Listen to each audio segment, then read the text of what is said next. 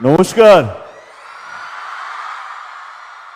প্রথমে আমি ধন্যবাদ জানাতে চাইবো আমাদের মাননীয় মুখ্যমন্ত্রী দিদিকে আমাকে এত সুন্দর দিনে এখানে নিয়ে আসার জন্য। থ্যাংক ইউ দিদি, থ্যাংক ইউ সো মাচ।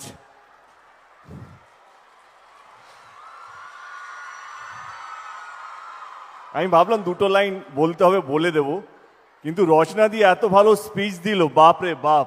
আমি 12 বছর সাংসদ হয়ে এত ভালো দিতে পারলাম না স্পিচ, যত 1.5 বছর রচনা দিয়ে গেল। কি ডায়লগ দিলে! ওকে ওকে।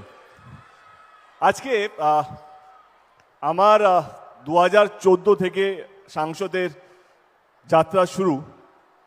2014 এবং আজকে 26, এই 12 বছরে আজকে দিনটা হচ্ছে আমার সবচেয়ে বড় দিন দেব সাংসদ হিসেবে। কারণ আজকে দিদি যেই কাজটা করলেন বা যেই উদ্বোধনটা করলেন, শুধু একটা উদ্বোধন নয়, একটা শিলান্যাস নয়, এটা ঘাটাল লোকসভা কেন্দ্রের মানুষের দীর্ঘদিনের লড়াই, দীর্ঘদিনের স্বপ্নকে এমন একজন মুখ্যমন্ত্রী আসবে, এমন একজন সরকার আসবে, সে কেন্দ্র থেকে আসুক বা রাজ্য থেকে আসুক, তাদের এই কষ্টটা বুঝবে, তাদের এই যন্ত্রণাটা বুঝবে। যখনই বৃষ্টি আসে তখন দিনের পর দিন গ্রামগুলো জলের তলায় থাকে, ধানের চাষগুলো জলের তলায় চলে যায়, কত পশু পাখি, কতগুলো যান চলে যায়, কতগুলো মানুষ মারা যায়, সেটা আমি গত 12 বছর ধরে নিজের চোখে দেখেছি। আমি 2014-তে যখন শপথ নিয়েছিলাম সাংসদে, আমার প্রথম স্পিচটাই বাংলায় দিয়েছিলাম এবং ঘাটাল মাস্টার প্ল্যান নিয়েই দিয়েছিলাম। এই ঘাটাল মাস্টার প্ল্যানটা কোনো টিএমসি বা কোনো বিজেপি বা কোনো কংগ্রেস বা কোনো সিপিএমের জন্য নয়, এটা ঘাটাল লোকসভা কেন্দ্রের প্রত্যেকটা মানুষের জন্য। শুধু আমি একবার নয়, বারবার আমরা ঘাটাল মাস্টার প্ল্যান নিয়ে সংসদে, পার্লামেন্টে, ইনফ্যাক্ট মানসদা এখানে আছে, আমরা দিল্লিতেও গিয়েছিলাম, দিদি আমাদেরকে দিল্লিতে পাঠিয়েছিল তখন মিটিং করার জন্য জল দপ্তর মন্ত্রীর সাথে ওইখানে, তার সঙ্গে আমরা আলোচনা করি, কিন্তু কেউ আমাদের কথা রাখেনি। 2024-এ নির্বাচনের আগে দিদি কথা দিয়েছিলেন যে ঘাটাল মাস্টার প্ল্যানটা তিনি করবেন, এবং 2025-এ আমাদের বিধানসভার বাজেটে তিনি 500 কোটি টাকা স্যাংশনও করেন এবং আজকে তার শুভ উদ্বোধন হয়ে গেল। আমি নিজের তরফ থেকে নয়, আমি ঘাটাল লোকসভা কেন্দ্রের প্রত্যেকটা মানুষের পক্ষ থেকে, সে টিএমসি করুক, সিপিএম করুক, কংগ্রেস করুক, বিজেপি করুক, তাদের প্রত্যেকের পক্ষ থেকে আমি দিদিকে হাত জোর করে ধন্যবাদ জানাতে চাইছি। দিদি, এইটা যে কত বড় কাজ হলো, এটা যে কত বড় সমস্যার সমাধান হতে চলেছে আগামী দিনে, সেটা ঘাটাল লোকসভা কেন্দ্রের মানুষই হয়তো বুঝতে পারবে। কত মানুষ লড়াই করতে করতে চলে গেছেন, স্বপ্ন দেখেছেন কি এক না একদিন কেউ না কেউ করবেন, কেউ কথা রাখেনি। যিনি কথা রেখেছেন তার নাম হচ্ছে মমতা ব্যানার্জি, আমাদের 3 বারের মুখ্যমন্ত্রী। আজকে সোশ্যাল মিডিয়ার যুগ, আপনি একটা উচ্চবাচ্য কথা বললেই আপনি ট্রোল হয়ে যাবেন, এই তো দেব এটা বলছে বা অমুক এটা বলছে। আমরা যখন এসআইআরে যখন মিছিলের পর যখন আমরা সভা করছিলাম, দিদি আমাকে কিছু কথা বলতে বলেছিলেন, তখন আমি বলেছিলাম এইবারে আমাদের সরকার, আমাদের দল 250টা সিট নিয়ে আসবে। কর্মীদের কাছে এটা মন্ত্র ছিল কি না 250টা আমরা নিয়ে আসবো, কিন্তু কিছু মানুষ ট্রোল করলো কি কেন দেব পাগল হয়ে গেছে। আচ্ছা, নির্বাচনটা কিসের জন্য বলুন তো? যেই দল মানুষের কাজ করবে তাকে তো আপনারা ভোট দেবেন, তাই না? তাই তো নিয়ম হওয়া উচিত।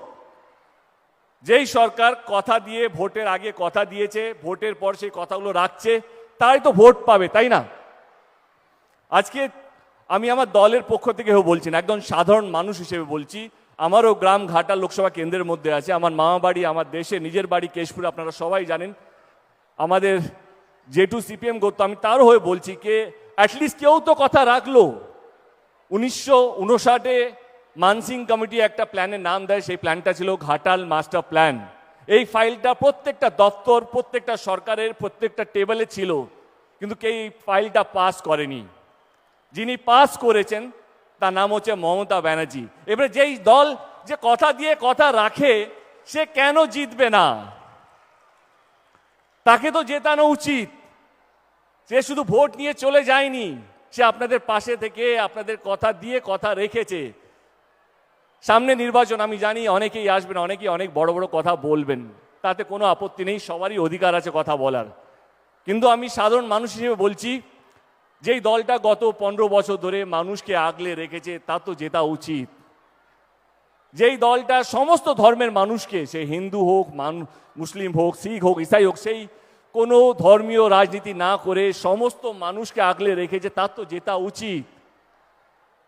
যেই মানুষটা শুধু উন্নয়নের কাজ করে গেছে, মানুষকে ভালো রাখার চেষ্টা করে গেছে, সে কন্যাশ্রী হোক, রূপশ্রী হোক, অনেকগুলো প্রকল্পের মাধ্যমে, সে কোনোদিনও দেখেনি এই মেয়েগুলো তার বাবা মারা কোন দল করে, বা ওই বাড়িটা, যেই বাড়িটা আজকে অনেকগুলো বাড়ি অনেক মানুষ পেয়েছে, তারা কোন দল করে, তারা সিপিএম করে না, কংগ্রেস করে না, তারা টিএমসি করে, সেইটা দেখেনি। তিনি শুধু মানুষের ভালো করার চেষ্টা করে গেছেন। তাহলে সে জিতবে না তো কে জিতবে? আমি বাংলার প্রত্যেকটা মানুষকে বলছি, আমরা জোর করব না আপনাদেরকে ভোট দেওয়ার জন্য, কিন্তু আপনাদের বিবেক যদি একটু কথা বলে, তাহলে দেখবেন 15 বছর ধরে একজন মহিলা লড়াই করে, সংঘর্ষ করে, প্রত্যেক দিন কিছু না কিছু কখনো না কখনো হয়েই চলেছে, আমরা প্রত্যেক দিন টিভিতে দেখি। সেই মহিলা গত 15 বছর ধরে লড়াই করে নিজের জন্য নয়, বাংলার মানুষকে এক এবং ভালো রাখার চেষ্টা করে গেছে। যদি জেতে, তো আমার মনে হয় এরকম মানুষেরই জেতা উচিত।